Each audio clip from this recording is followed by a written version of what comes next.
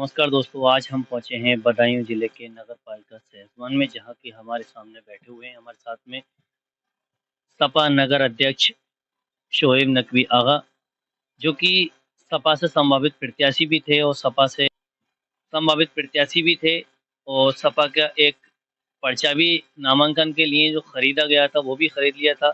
लेकिन उसके बाद में आगे क्या रणनीति हुई समाजवादी पार्टी की, इसके लिए तो आगे बात करते हैं भैया से। भैया, आपका स्वागत है हमारे चैनल। बहुत बहुत शुक्रिया आपका। जैसे कि जो आपने समाजवादी के काफ़ी दिनों से समर्थक रहे हैं, कार्यकर्ता रहे हैं और आपने समाजवादी की कुर्बानियाँ भी दी हैं समाजवादी के हक के लिए। तो इसमें अब आने के बाद में जो नगर पालिका का चुनाव चल रहा है, उसमें अब ऐसी क्या स्थिति पैदा हुई जो कि आज ये सिंबल किसी को भी बदायूं जिले के अंदर नहीं दिया गया? और आपका सबसे पहली चीज़ कि आपका जो राजनीतिक सफ़र है, वो कहाँ से शुरुआत किया है? राजनीतिक सफर की अगर बात की जाए, अगर आपका पीछे से दूँ, तो मेरा 2002 से कांग्रेस से मेरा शुरुआत हुई थी। यूथ कांग्रेस और कांग्रेस के माध्यम से होते हुआ मैं समाजवादी की तरफ आया था, क्योंकि मेरी विचारधारा फैमिली की और मेरे उस्ताद मरहूम सगीर साहब की विचारधारा सोशलिस्ट विचारधारा थी। और सोशलिस्ट विचारधारा को हमने बरसों देखा था। हमारे समीकरण ऐसे नहीं थे कि हम समाजवादी में रहते, लेकिन जब से धर्मेंद्र यादव जी या और नेताजी के परिवार से जुड़ाव रहा तो थोड़ा सा बना, समाजवादी में आए, समाजवादी में काम किया, सम्मान मिला। अध्यक्ष के रूप में 4-4 बार काम करने का मौका मिला, माननीय बनवारी सिंह यादव जी ने सम्मान दिया। और मुझे बेनता खुशी है कि मुझे बनवारी सिंह यादव जी जैसे लीडर के साथ जब तक मैं जब से लेके और जब तक मैं वो रहे दुनिया में, उनके साथ अध्यक्ष रहने का काम मुझे मौका मिला। उसके बाद उनके बेटे माननीय आशीष यादव जी के साथ, रजाई के साथ मुझे काम करने का मौका मिला। पूर्व विधायक आदरणीय प्रेमपाल सिंह यादव जी के साथ मुझे काम करने का मौका मिला। मुझे 3 अध्यक्षों के साथ काम करने का मौका मिला और सबसे बड़ी खुशी की बात थी कि बनवारी सिंह यादव जी के साथ सीखने का मौका मिला। ज़मीन पर रहने का मौका, रहकर सीखने का मौका। और हमारे उस्ताद मरहूम फ़कीर साहब ने हमें बहुत कुछ सिखाने का काम किया। इन्हीं सब चीज़ों को संघर्ष किया, सड़क पर रहे। दुःख इस बात का है कि हम पार्टी में हमारे साथ शोषण हो रहा था, धर्मेंद्र यादव जी हमें बचा नहीं रहे। हमें क्या, मुझे उम्मीद नहीं कि धर्मेंद्र यादव जी किसी को भी बचा रहे हों। और आज जो रही बात टिकट कटने की, तो टिकट हमारा कटा, कोई अफ़सोस की बात नहीं है, क्योंकि हमसे ज़्यादा नुकसान धर्मेंद्र यादव जी का हुआ है। यहाँ धर्मेंद्र यादव जी के लोगों को टारगेट कर ठिकाने लगाया जाए।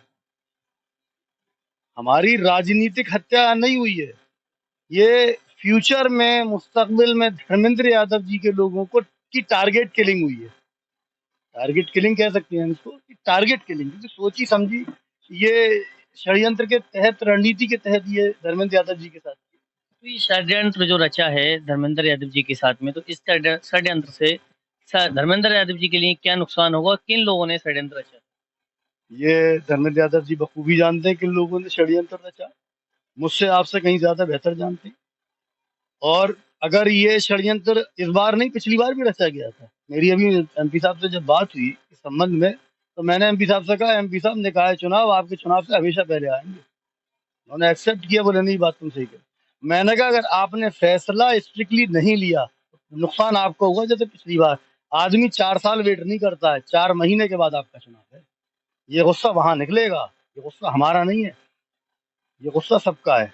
अब एक बताइए, एक 5 विधानसभा में 5 विधायक, एक नगर पालिका में 3 दावेदार, और कितनी नगर पालिका, कितनी नगर पंचायतें, 3-3 से भी अगर आप हिसाब लगा जी कितने लोग हो गए।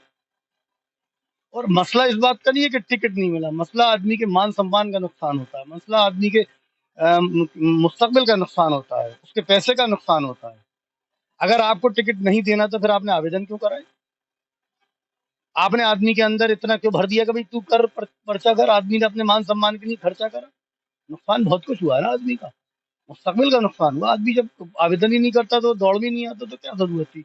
जब आपको व्यक्ति विशेष को ही फैसला जब ये थोपना था, तो आप पहले ही वैसे ही थोप देते। फिर आवेदन लेने की क्या जरूरत थी, ये ढोंग करने की क्या जरूरत थी पार्टी को? इसके पीछे आपकी निगाह से क्या नजर आता है, क्यों ऐसा हुआ है जो कि सिंबल नहीं प्राप्त किया है पूरे जिले के अंदर?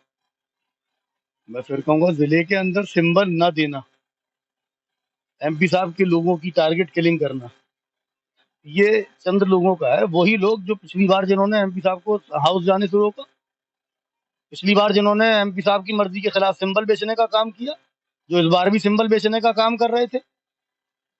इतना जरूर हुआ है कि एमपी साहब ने अगर टिकट नहीं दिया तो कई हद तक सिंबल नहीं बिकने दिए होंगे। उनका तो यही काम है। एमपी साहब इतने कमजोर आदमी हैं, उनका काम ये है, हम लोग अगर चीखते रहे उनकी हमदर्दी में उन्हें दिखाई सुनाई नहीं देता है। हाँ, अगर एक पर्ची चली जाती है, उस पर्ची पे लिखा होता है कि ये काम ऐसे होना है, तो एमपी साहब को फिर वो चीज लब्बैक है। एमपी मतलब साहब उस पर्ची के अगेंस्ट जा नहीं सकते। अगर ये पर्ची चली जाए यहाँ शुएब का टिकट होगा तो शुएब का टिकट होगा। मैं तो देने को पैसे भी तैयार था, मैंने तो कह भी दिया भैया लो पैसे ले लो, अगर पैसे में टिकट दे रहे हो तो। कि समाजवादी में क्या पैसा लेकर के टिकट दिया जाता है?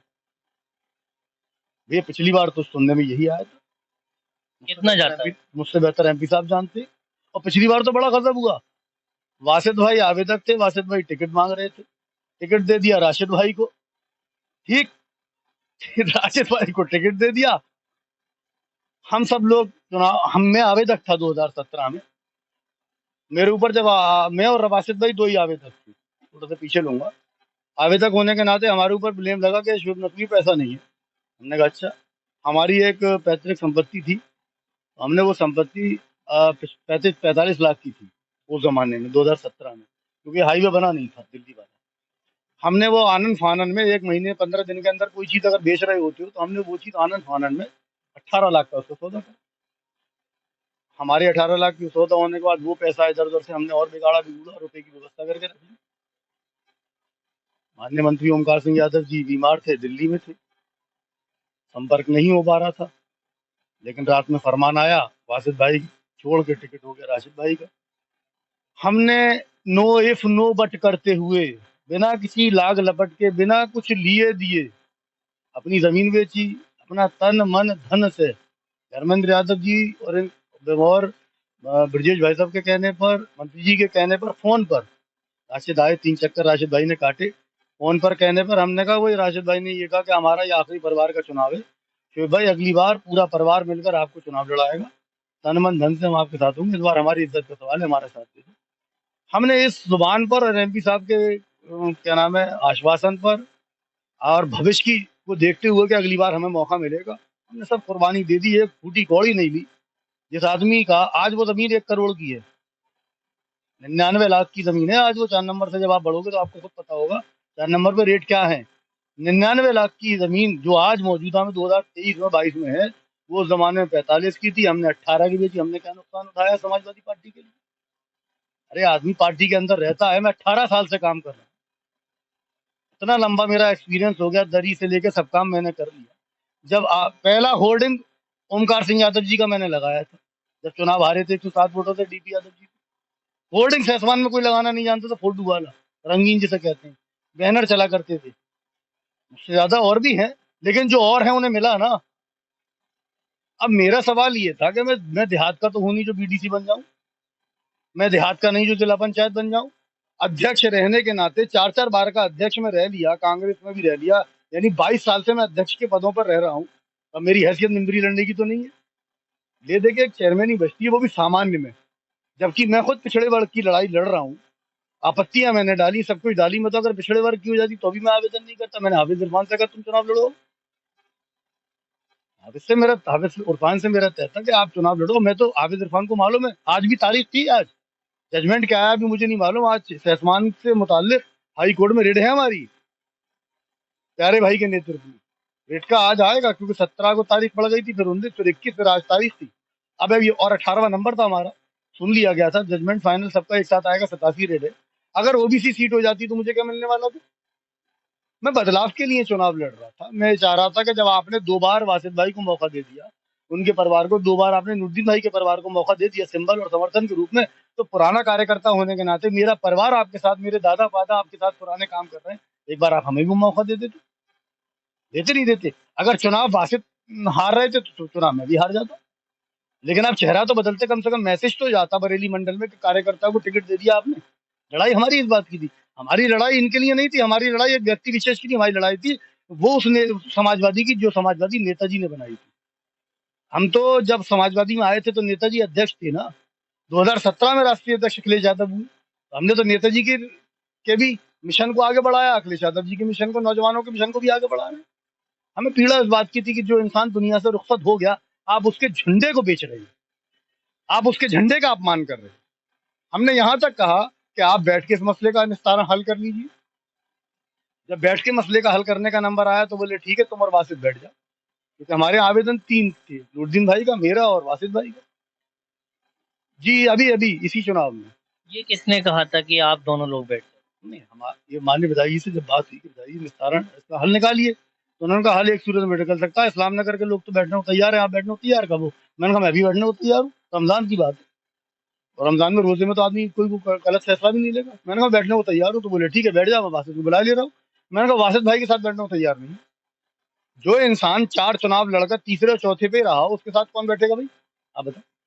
मैंने कहा बैठने को मैं तब तैयार हूँ, जितने आवेदक 3 है, तीनों को बुलाइए, आप बैठिए, मंत्री जी को बुलाइए, एमपी साहब को उठाइए, जो फैसला होगा सबके साथ हम स्वीकार करने को तैयार हैं, लेकिन करेंगे आमने सामने बैठ के। बात गलत तो नहीं है भाई मेरी तरह। दूसरा हमने ये कहा कि आप सहसमान के कार्यकर्ताओं का फीडबैक ले लीजिए। बोले मैं आया, अभी तो मैं लखनऊ से आए थे रात में, ये बरेली के नगर निगम कि मैं जाकर सुबह मिलता हूँ कार्यकर्ताओं को, फोन भी करा, कल आना करा, किसी एक से नहीं पूछा कि क्या करना है क्या नहीं। यानी आप सितंबर से चुनाव चल रहा है और आज क्या नाम है, मई आ गई, अप्रैल आ गई, किसी से पूछने को तैयार नहीं है कि आपके किसको सिंबल दिया जाए। कार्यकर्ता फिर काहे के लिए होते हैं पार्टी में? बहुजन सब बीजेपी ने जो भी लिस्ट जारी करी है, नीचे से लेके ऊपर तक कितने कैडर में उसका टिकट में कितनी छटनी हुई, एक पहले नगर स्तर पे, फिर जिला स्तर पे, फिर मंडल स्तर पे, फलाने स्तर पे। इससे बेहतर तो भारतीय जनता पार्टी के लोग हैं, कम से कम पारदर्शी तो है उनका मामला। समाजवादी पार्टी में धर्मेंद्र यादव को ये व्यक्ति विशेष खत्म करना पड़ेगा। अरे आप चुनाव जीते हो तो सब कार्यकर्ताओं के मेहनत से ना जीते हो। मजबूरी क्या है एमपी साहब की कि एमपी साहब को ही दिखाई देता है। एमपी साहब को मुझे लगता है विधायकों के एक विधानसभा क्षेत्र में 400-500 बूथ होते हैं, कहीं 450, कहीं 400, अब कम हो गए, पिछली बार बढ़ गए थे कोविड की वजह से बूथ, इस बार कम हो गए। तो मुझे तो लगता है एमपी साहब के पास पूरे एजेंट नहीं होते होंगे, इस वजह से डर जाते होंगे एमपी साहब। तो क्या आने वाले 2024 के चुनाव में समाजवादी को इस चीज का फायदा होगा या नुकसान हो सकता जो हमारी से सर पे लोगों से बात चल रही है, हमें तो नहीं दिखाई दे रहा फायदा होगा। ये इतनी बड़ी खाई है कि मुझे नहीं देखिए, विधायकों को भी हम लोग मिलकर तो जिताते हैं। कार्यकर्ता कार्यकर्ताओं से थोड़े से बड़े होते हैं, हम लोग ही मैनेज कर कर आकर के तो विधायकों को जिताते हैं। विधायक भी तो हमारे एक साथियों की तरह है। हमारे उस्ताद कहा करते थे बहुत थोड़ी होता है, साथी है, एक साथी विधायक बन गया, एक साथी जमीन पे रह गया, एक साथी एमपी बन गया, एक साथी मिनिस्टर बन गया, साथी है। साथियों की कोई उम्र और कोई सीमा नहीं होती है। 18 साल का भी साथी हो सकता है और 80 साल का भी साथी हो सकता है राजनीति में। तो ये प्राइवेट लिमिटेड थोड़ी है, लेकिन प्राइवेट लिमिटेड बना दिया गया है। है? क्या समाजवादी पार्टी में भी भेदभाव देख होता है? नहीं, भेदभाव नहीं होता समाजवादी पार्टी में। फिर क्या चीज है, हाँ, क्यों? रंग भेद हो सकता है, रंग भेद हो सकता है, भेदभाव नहीं होता। सफाई से चलने वाली समाजवादी पार्टी में तो भेदभाव नहीं होता। बदायूं जिले में पार्टी चली है समाजवादी, वो कहाँ से चली है? क्या वो सहसवान से चलकर बदायूं पहुंची है, बदायूं से चलकर सहसवान पहुंची है? जब तक बाबूजी बनवारी सिंह यादव जिंदा रहे, जब तक समाजवादी का किला, समाजवादी का गढ़ मजबूत था, मजबूत रहा। क्या अब आशीष जी के आने से किला इसका ढह जाएगा? मैंने आशीष जी को कहा ही नहीं रहा। मैंने कहा ना कि बदायूं में जब तक बनवारी सिंह यादव जी रहे, एक्चुअली क्या था कि मेरी जब बात हुई पिछले दिनों तो पता ये चला कि बनवारी सिंह यादव सबके सीनियर थे, सबके वरिष्ठ। बाबूजी धर्मेंद्र यादव जी को भी डांटने की हैसियत रखते थे। बाबूजी विधायकों को, मंत्रियों को भी डांटने की हैसियत रखते थे। बाबूजी वो शख्सियत थे जिसने पार्टी पर खड़ी करी, पार्टी बनाई और आजीवन जिलाध्यक्ष रहे। ये सच्चाई है। उनके जाने के बाद जो हुई, क्योंकि उनके जाने के बाद हर आदमी ये कहने लगा मुझे बड़ा समझो। तो क्या ये जो अभी फिलहाल निकाय चुनाव के लिए जो सिंबल ना देने की बात हुई है, सिंबल नहीं बटे हैं बदायूं जिले के अंदर, तो इसमें सबसे ज्यादा जो भूमिका दिख रही है वो जिलाध्यक्ष की दिख रही है, तो क्या जिलाध्यक्ष इसमें नाकामी घोषित हो सकते हैं? देखिए, अगर आप ऑफिशियली बात की जाए तो जिलाध्यक्ष की तो भूमिका है ही। सिग्नेचर उसकी, उनकी सूची उनकी, जिलाध्यक्ष फिर होता किस लिए? फिर जिलाध्यक्ष किस हाथों की कठपुतली है जो कि जिलाध्यक्ष ये अपना फैसला लेने में संयम नहीं रहे? मजबूरियां होती हैं सबकी अपनी अपनी, उनकी भी कोई मजबूरी रही होगी जिलाध्यक्ष जी की, एमपी साहब की भी कोई मजबूरी रही होगी जो फैसला नहीं लेता। ये बात करते हैं। तो बात सबकी हुई, लेकिन मसला क्या, आपस में बैठ नहीं पाई।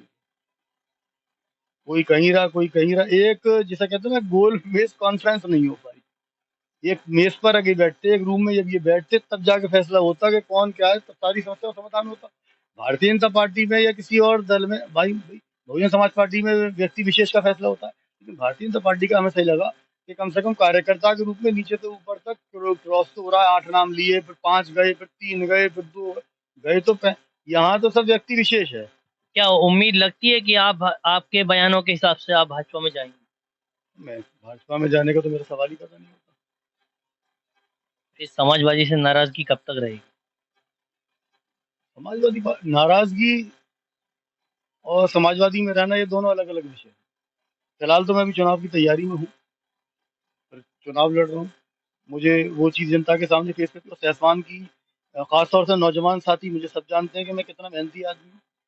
ब्रजेश यादव जी खुद जानते हैं, माननीय ओमकार सिंह यादव जी खुद जानते हैं, मैं वो शख्स हूँ जो ना डीपी के हाथों पे का, ना बिट्टन के हाथों पे का। ठीक, जबकि बिट्टन भाई ने मुझे पैसे का भी ऑफर दिया, टिकट का भी ऑफर दिया, और कई हद तक कल उन्होंने अपना बदला भी पूरा कर लिया। ऐसा भी नहीं है, राजनीति में बदले लिए भी जाते हैं, लेकिन वो बदले लेने की एक सीमा होती है, एक उसका स्टैंडर्ड होता है।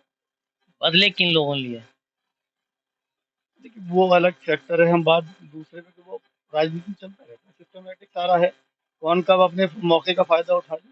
लेकिन यहाँ जो टिकट ना होना, यहाँ एक्चुअली सहसवान में ये सारी चीज जो हुई, ये जैसे सलीम साहब ने कहा कि बदायूं में वॉकओवर दे दिया बीजेपी को, तो ठीक, बदायूं में आपने, जिले में पूरे में अगर आपने बीजेपी को वॉकओवर दिया हो तो अलग बात है। यहाँ सहसवान में आपने व्यक्ति विशेष को वॉकओवर, यहाँ सलीम साहब से लेके अब तक पिछले 22 सालों में मैंने जो राजनीति को देखा या उससे पहले की राजनीति को जो समझा, जैसे एक स्टूडेंट होता है, अगर वो 10वां कर रहा होता है, तो वो 10वें की एग्जाम के साथ साथ प्रिपरेशन करता है, तो पुराने नोट्स भी उठा लेता है। तो मैंने उस अकॉर्डिंग कि यहाँ मसला पूरा है, यहाँ एक तय है कि चेयरमैन आप रहोगे, एमएलए हम रहेंगे, एमपी तू रहोगे, यहाँ तय है। और इस पूरे तय के मसले को एक जिसे कहते हैं ना, एक पूरी एक टीम मैनेज करती है। क्या बीजेपी में और समाजवादी पार्टी में कि समझौता हो गया तो है 24 को लेकर? नहीं, ये कहना बेकार है कि बीजेपी और समाजवादी में समझौता हो गया। लेकिन हाँ, निकाय चुनाव, देखिए ये निकाय चुनाव एक अलग स्ट्रेटजी के साथ चुनाव है। यहाँ आदमी अपनी दुकान सजाने के लिए बैठा है। सहसमान में वो लोग डिसाइड कर रहे हैं जो बाहर के रहने वाले, जिनकी ब्लॉक प्रमुखी में, जिनकी जिला पंचायतियों में, जिनकी बीडीसी में हम लोग नहीं बोलते, वो लोग हमारा डिसाइड करेंगे कि शहर का चेयरमैन कौन होगा। सवाल यहाँ ये है, और ये सारी प्लानिंग ऐसे आप समझ लीजिए कि एक को रोकने के लिए है, नाम नहीं ले सकता, भाई है मेरे वरिष्ठ, उन्हें रोकने के लिए, और आज से नहीं रोका जा रहा है, उनके पहले चुनाव से उन्हें रोका जा रहा है। अगर वो हमारी टिकट की दौड़ में नहीं होते, टिकट तो मेरा कोई ले जा नहीं सकता। ये जो फैसला हुआ है, ये गुस्से में हुआ है। 2017 का 17 ही तो निकली, 2017 का बदला लिया गया है।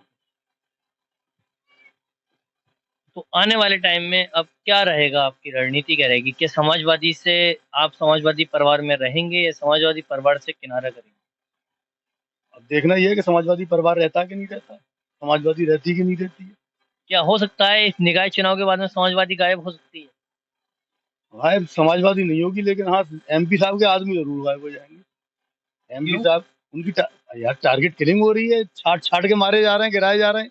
तो इसका तो सीधा साधा जागते जबूत ये दिख रहा है कि जो एमपी साहब के टच में जितने भी वोटर हों या सपोर्टर हों या फिर नेता हों या फिर उनके मिलने वाले हों, तो उनके लिए बदायूं जिला छोड़ देना चाहिए।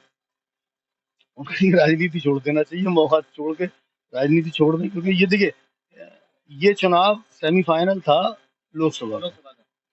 खासतौर से नगरीय क्षेत्रों में मुसलमान रहता है, मुसलमान समाजवादी पे समर्पित रहता है, डंडा डंडा उठाता है, इस उम्मीद के साथ कि साला हमारा भी दिन फिर बदलेगा, हमें भी मौका मिलेगा। हम अगर चुनाव नहीं लड़ेंगे तो क्या लड़ेंगे, वो शहर का मुसलमान देहात से तो बीडीसी बनेगा नहीं जाके। इस मेरे से, मुझ जैसे और भी कार्यकर्ता हैं जिले में, और भी पदाधिकारी हैं जो चाहते हैं हमें मौका मिले। जानी हो कोई शादी चाह रहा था तो उसको कह दिया कि नहीं तुम्हें। अब दूसरी सवाल यहाँ ये है, हम साले अब भी, हम पिछली बार भी हमें नहीं मिला, अब भी हमें नहीं मिलेगा, आगे भी हमारी हमें उम्मीद नहीं है, क्या करेंगे फिर? हम 12 महीनों 300 दिन, हम जैसे कार्यकर्ता 12 महीनों 300 दिन एक जरा से मैसेज पर पार्टी का झंडा डंडा उठाने को तैयार होती है। अब आप ये समझें कि विधानसभा का चुनाव चल रहा था, पीड़ा की बात निकली है तो थोड़ी पुरानी बात निकली। विधानसभा का चुनाव निकला था, हमारा काम राजस्थान में चल रहा था व्यापार के मुताबिक। मैसेज आया था चुनाव में लग जाओ भाई। दिसंबर की लास्ट में हमें चौथी बार अध्यक्ष बनाया गया। अध्यक्ष बनाने के बाद जब हमारा नाम अनाउंस हो गया तो ये वो काम पे लग जाओ। हम अपना वहाँ का जो भी हमारे बाहर के धंधे बंदे बिजनेस था वो हम छोड़कर अपने चुनाव में लग गए। दिसंबर से लगे लगे जनवरी से 1 जनवरी से जो हम लगे, और चुनाव की मतगणना तक सेसवान की नहीं, सेसवान की नहीं, चुनाव यहाँ का खत्म हो गया। उसके बाद हम बाराबंकी चले गए, बाराबंकी गए, हमने अयोध्या काम किया, हमने अम्बेडकर नगर काम किया, हमने जौनपुर एमपी साहब के साथ काम किया। यानी कि जब सारे फेज की मतलब प्रचार बंद हो गया और एमपी साहब ने कहा कि ठीक है अब तुम निकलो, हम वहां से आए मतगणना पर अपने से बदायूं आए। यानी हम जब से लेके अब तक जब चुनाव में लगे रहे, हमारा काम तो कौन देखेगा?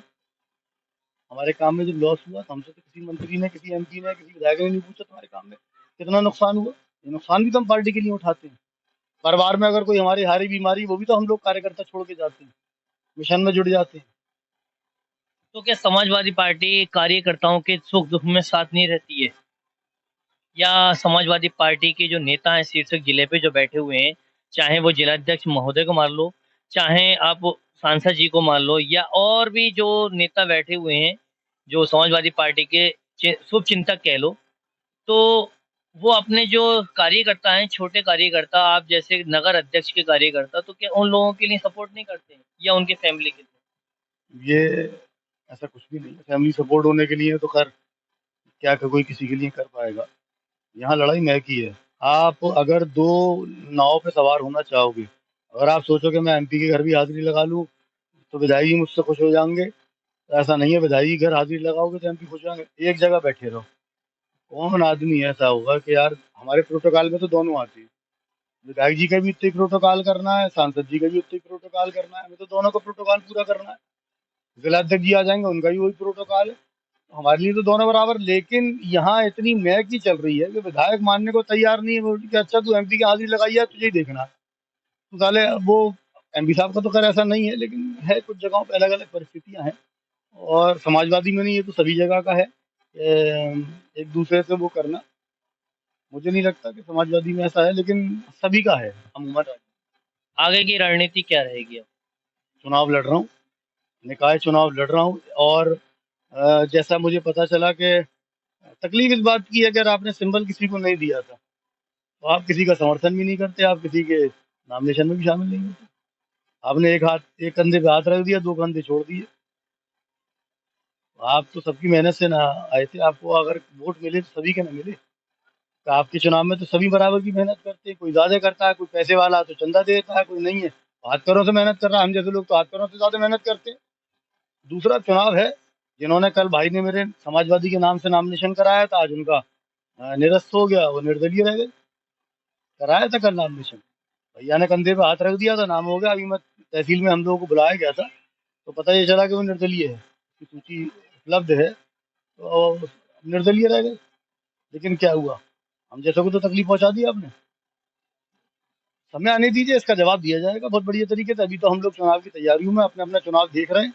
अब जो नगर पालिका का आपने चुनाव के दावेदार बने हुए बैठे हुए हैं यहाँ पे प्रत्याशी, तो अब प्रत्याशी होने के बाद में अब यहाँ पे जनता के बीच आप किन किन मुद्दों को लेकर जाएंगे, और क्या जो अभी फिलहाल वर्तमान चेयरमैन जो थे इस वक्त, उनकी ऐसी कौन सी कार्यशैली है जिससे कि जनता नाराज है, या आपकी नज़र में ऐसी कौन सी कार्य रह गया है जो आपको अति महत्वपूर्ण है? देखिए, हमारा तो सीधे सीधा, मैं पिछले 22 सालों से बदलाव के लिए काम कर रहा हूँ, व्यक्ति विशेष के लिए नहीं, बदलाव के लिए काम कर रहा हूँ। क्योंकि हम लोग एक्चुअली क्या है, वारिसान सर्टिफिकेट के से नहीं आते हैं। हमारे पूर्वज कभी विधायक और पूर्व विधायक नहीं थे, इसलिए हम वारिसान सर्टिफिकेट से नहीं आते। हमारी ये माइनस पॉइंट है। लेकिन आपकी दुआ से अल्हम्दुलिल्लाह नौजवान कैसवान का एक एक नौजवान आपको जानता है कि आप काम करने वाले लोग हैं, आप बोलने वाले लोग हैं। और हमारा हमारा कहीं ना कहीं बोलना हमारे सीनियर नेताओं को चुभता है। उन्हें लगता है कि अगर आज ये चेयरमैनी पे क्लेम कर रहा है तो कहीं ये एमएलए पे क्लेम ना कर दे। हो सकता है कि ये बात है। तो और दूसरी चीज, पॉलिटिक्स में गूंगे बहरे पसंद होते हैं। अच्छा गूंगे बहरे फिर क्या फायदा, जो पब्लिक की आवाज ना उठा पाए, ऐसे गूंगे बहरे बनने से क्या फायदा। और भाई हम उनके लिए काम करें, पब्लिक के लिए। पब्लिक ये ना चाहती है, हम तो जनता के बीच में रहने वाले लोग हैं। मैं तो मोटरसाइकिल से, साधारण घर का आदमी, मोटरसाइकिल से चलने वाला आदमी। मैंने एमपी से यही तो कहा, एमपी साहब मुझे सिंबल, मुझे खाली लाल टोपी की इजाजत दे दो। झंडा दोगे तो लाल टोपी दोगे, मैं तो मोटरसाइकिल से चुनाव लड़के चुनाव जीतने का काम करूंगा आपकी दुआ से। आपका आशीर्वाद सबका मिल जाएगा। और हम तो इसलिए सिंबल मांग रहे हैं कि हम तो उस पार्टी के लोग हैं जिसमें नेताजी मरहूम ने नीचे से कार्यकर्ता को उठा के कभी कभार राज्यसभा भेज दिया, कभी एमएलसी बना दिया, पता भी नहीं चला। वो समाजवादी की बात कर रहे थे। हमें क्या पता था कि एक समाजवादी और है जो कहीं और से चलने लगी। क्या नेताजी के जाने के बाद में समाजवादी चेंज हो गई? नहीं, समाजवादी कभी चेंज नहीं हुई। ये मफादी लोग हैं जो आज समाजवादी में, कल आप इनका टिकट काट दीजिए, कल बीजेपी को चुनाव लड़ लेंगे। इनके लिए समाजवादी थोड़ी है। समाजवादी का तो आसमान में कैडर बना ही रख दिया। प्राइवेट लिमिटेड है, कैडर होता तो समझ में भी आ रहा है। बहरहाल हम अपना चुनाव लड़ रहे हैं मजबूती के साथ, चुनाव लड़ेंगे इंशाल्लाह ताला, और जनता कामयाब करेगी। और रही बात विपक्ष की, तो उनका कोई है ही नहीं। वो अपने पिछले वो वारिसन सर्टिफिकेट पे चुनाव लड़ रहे हैं, इमारत के नाम पे चुनाव लड़ रहे हैं। उनके पास अपना मूल क्या है चुनाव लड़ने के लिए? उन्होंने क्षेत्र में कर क्या दिया सैफवान के लिए? पिछले 45 सालों से उनके परिवार ने, उन्होंने कुछ पर्सनली कुछ किया हो तो बता दें। हमारा सब ये योगदान है सैफवान में करने के लिए। और मैं आपके माध्यम से भी कहना चाहता हूँ, पब्लिक अगर ये सोचती है कि उन्होंने पन्नालाल इंटर कॉलेज तो उनके वालिदैन का नाम लिखा हुआ है, वो सिर्फ नाम लिखा हुआ है। अगर मैं चेयरमैन बन जाऊंगा तो मैं अपने, हो सकता है अपने बुजुर्ग का नाम लिख दूं नया गेट बना के। और ये पन्नालाल नगर पालिका इंटर कॉलेज 1933 का बना हुआ है, आज़ादी से पहले का। तो उसमें उनका भी कोई योगदान नहीं है। उनका कोई योगदान हो तो बता दो। उन्होंने एक पुल बनाया, उन्होंने एक सैफवान में कुछ करा हो। और जो विकास कार्य है वो अब कर रहे हैं, वो तो पैसा आता है आदमी करता ही है। भ्रष्टाचार फिर कैसे होगा? लेकिन व्यक्ति उन्होंने किसी एक मोहल्ले के लिए, किसी जाति विशेष के लिए उन्होंने कुछ नहीं किया। हाँ, ये जरूर किया उन्होंने कि जो उनके मूल वोटर, मूल समर्थक हैं, चाहे वो हन्नतकिये में हो, चाहे वो दहलीज में हो, चाहे वो पठान टोले में हो, चाहे वो शहबाजपुर के किसी हलके में हो, उस हलके में उन्होंने जब एक नगर पालिका के अंडर स्कूल आया करते थे कस्बे के, तो उन्होंने एक स्कूल तक नहीं दिया होगा उन मोहल्लों में। आज वही आप जाके देख लो, सर्वे कर लो, कभी हन्नतकी में स्कूल हो पूछ लेना किसी से, पठान टोले या नसरुल्लागंज में स्कूल हो तो पूछ लेना। वहां के लवाम को उन्होंने इलिटरेट रखा। और आज उन मोहल्लों में अब जो और स्कूल्स हो गए, प्रमोद पन्नालाल या और छोटे प्राइवेट स्कूल्स हैं, तो उनके माध्यम से आदमी पढ़ लिया तो हो गया। लेकिन खास तौर से कुरैशी वर्ग में उन्होंने कोई डॉक्टर इंजीनियर नहीं बनने दिया। कुरैशी वर्ग को उन्होंने पूरा खत्म करने का काम किया। उनका जब मजबई खत्म कर दिया, घरों में उन्होंने गौकशी शुरू करा दी, मुकदमे लिख के लिखवाए और छुड़वाने का काम किया। वो इतना ही आसान बहुत था। कुरैशी वर्ग को अगर खत्म किया, देखिए किसी को अगर खत्म करना है, मैं एक दिन एक चीज देख रहा था टीवी पर, उसमें एक डायलॉग था, अगर किसी को खत्म करना है तो उसे एजुकेशन से खत्म कर दो। जब आप एजुकेशन से खत्म कर दोगे तो खत्म हो गया आदमी। आने वाले टाइम में आपके लिए क्या लगता है, सैफवान के यहाँ पे वोटर किस तरफ को रुझान करेगा, या फिर जनता का क्या मूलभूत रहेगा? देखिए, नौजवान चाहता है बदलाव। 50 साल से ऊपर का तो चाहता है मियाँ मियाँ, ठीक, जिसकी कट गई। और नौजवान जो 18 साल से लेके और जो 45 साल तक का नौजवान है सैफवान का, खास तौर से मोदीनपुर से लेकर शहबाजपुर तक का, सैफुल्लागंज से लेकर अकबराबाद तक का, वो चाहता है विकास, डेवलपमेंट। वो चाहता है कि हमें हमें ढाबों पे रात को चाय न पीनी पड़े, एक ऐसा सेंटर हो जहां हम बैठ के अपने नौजवान टीवी भी अपना मैच वैच देखते रहे, अपना काम। मूलभूत सुविधाएं चाहता है जो नगर के अंदर होनी चाहिए। और उसके लिए नगर का चेयरमैन, जिसे प्रथम नागरिक कहा जाता है, वही उसकी आवाज उठाता है। क्योंकि जब चेयरमैन चुना जाता है तो वो चेयरमैन एक प्रतिनिधि होता है जो बड़े अधिकारियों, बड़े लेवल तक आपकी बात को रख सके। ये नहीं हो कि चेयरमैन बन गया, अब तो सड़कों से पैसा आ रहा है, बिजली से पैसा आ रहा है, आराम खा रहे हैं, करोड़ों अरबों कमा रहे हैं, उसके बाद बैठ गए बहन की यार तुम कहाँ हम कहाँ, उससे मतलब ऐसा तो हो कि कम से कम नगर पालिका ई रिक्शा से कोई अगर अपनी वो लेने आ रहा है, शिकायत या समस्या का समाधान कराने आ रहा है, तो उसे धक्के न खाने पड़े। नगर पालिका के लोग कहते हैं कि आप उनके फलाने के घर पे चले जाओ, वो घर आया, घर पे नहीं है, फिर गया, फिर आया, पता चला एक उसकी समस्या का समाधान ना होने के बजाय उसकी एक समस्या और फाइनेंशियल खड़ी हो गई। अब आपका जो चुनावी समीकरण है, तो आपका किसके साथ टक्कर हो सकती ठीक है, अभी इतना जल्दबाजी में कह देना कि ये टक्कर किसकी होगी, यहाँ तो कुछ ठेकेदार लोगों के चुनाव है। जो ठेकेदार लोग हिंदू मुसलमान पे चुनाव कर रहे हैं, और आज से चुनाव हिंदू मुसलमान का नहीं हो रहा। डॉक्टर चंद्रमोहन साहब के जमाने से हिंदू मुसलमान का चुनाव हो रहा है। यानी पिछले अगर 30 सालों का आप पीछे जाएं, तब से हिंदू मुसलमान का चुनाव हो रहा है। सैफवान कोई नई बात नहीं। उनके देखिए, जब जैसे बीजेपी के पास जब कोई मुद्दा नहीं है तो हिंदू मुस्लिम है, ऐसे ही नाकारे निकम्मे लोगों के पास जब कोई मुद्दा नहीं है तो हिंदू मुस्लिम है। काम का अगर आप सवाल करते हैं कि साहब ये मोदीनपुर से लेके और क्या नाम है पठानटोले से लेके और मोहद्दीनपुर की तरफ पूरी सड़क क्यों नहीं बन पाई, तो सवाल ही नहीं है। आपकी हिंदू मुस्लिम हिंदू मुस्लिम इतना कर दो। अच्छा, उनका साथ एक जाति विशेष के लोग हैं, वो उनका साथ दे दिया करते हैं। देखिए, जो ठेकेदारी और जो आप कह रहे हो ना, ये उगाही का जो काम करते हैं, वो निवर्तमान चेयरमैन के लोग हैं। निवर्तमान चेयरमैन के लोग हैं, उनका नाम लेना उचित नहीं है, और उन्हीं के लोग हैं, वही उगाही करते हैं फर्जी। और ये लोग, यही ठेकेदार लोग तो नहीं चाहते कि शहर में बदलाव हो। हम तो बदलाव की राजनीति करना चाहते हैं, हम तो विकास की राजनीति करना चाहते हैं, डेवलपमेंट की करना चाहते हैं। तो क्या आपकी प्राथमिकता रहेगी कि इससे छुटकारा मिले गरीबों हम की? तो चाहते, देखिए, यहाँ का चुनाव 2 बेस पर है। आदमी चाहता है कि सब शरीफ आदमी है, ठीक, तो साहब फलाने शरीफ है।